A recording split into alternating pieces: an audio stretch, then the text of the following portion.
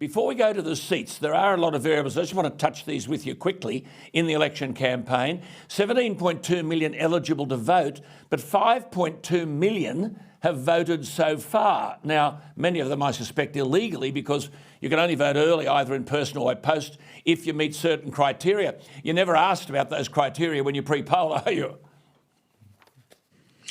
Well, Alan, this is one of the great mysteries of this massive pre-poll vote.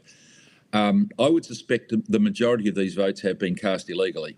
And at various polling booths, I gather you're either asked very specifically for the reason, and at some polling booths you're not asked at all. So in terms of AEC governance, there's been a total failure of governance in relation to determining whether people actually have a right to vote or not. So I've been at polling booths at pre-polls for the last week or so, you know, I've wanted to vote, but I'm actually not entitled to vote because I'm not going to be out of the area on the Saturday. I don't have another job. I'm not COVID fearing. I don't fear crowds, etc.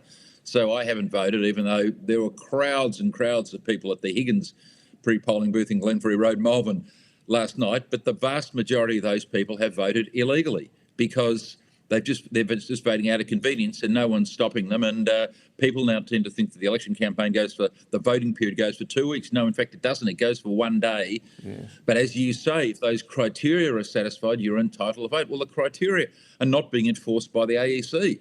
Well, where is the Electoral Commission?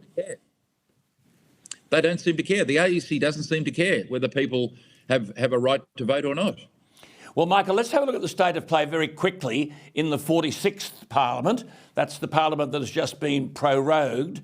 And on this document that goes up on the screen, you'll see exactly where we are. So those figures are there. In the House of Representatives we're talking about. Now, Queensland, up there are the figures. 23 LNP, Labor only 6, Katter 1. They've got 30 seats.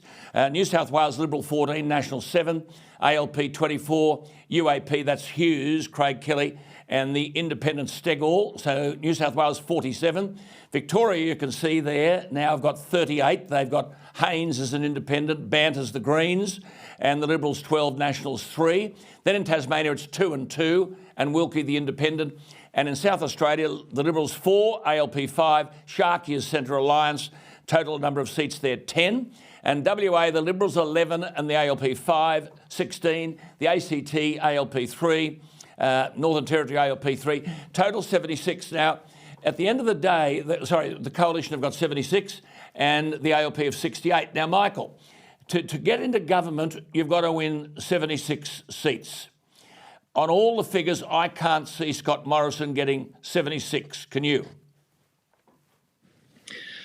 If you look at the polls, the answer is no, you can't. But if you looked at the polls in 19, you couldn't either. And the big thing we don't know, we don't know and no one's explained is this.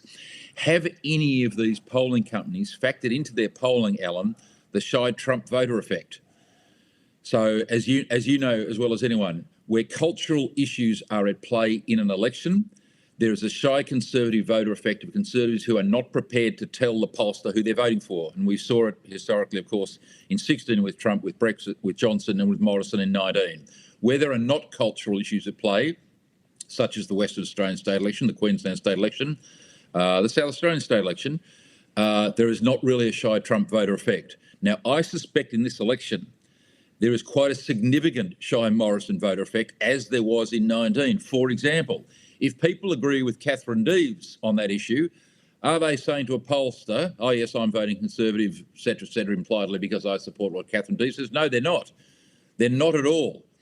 So you're going to, if you look at the current polls, Labor wins, but what is that undeclared voter effect? And no polling company has told us whether they're factoring into their vote the errors that they made in 19 by not fully factoring in the fact that people are not prepared to tell the pollsters the truth.